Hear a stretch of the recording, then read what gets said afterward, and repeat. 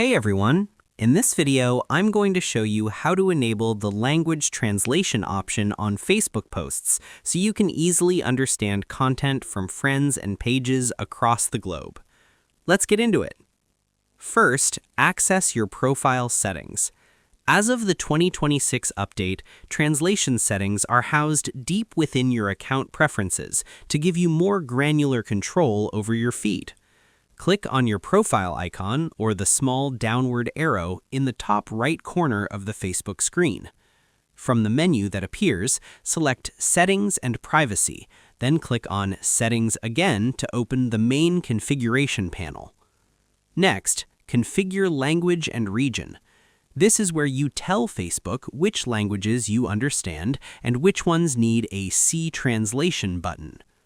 Look at the left-hand sidebar under the Preferences section and click on Language and Region. Look for the section titled Posts from Friends and Pages. Here you will see three key options.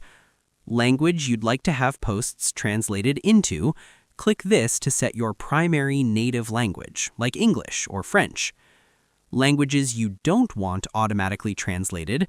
If you are bilingual, add those languages here so Facebook doesn't clutter your feed with translations you don't need. Languages you don't want to be offered translations for. Ensure the languages you struggle with are not on this list so the See Translation button always appears. And that's pretty much it. To enable translations in 2026, navigate to Settings, Language and Region, and define your preferred translation language.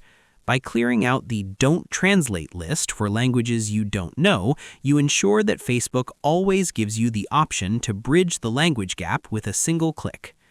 I hope this helped you out, and I see you in the next one.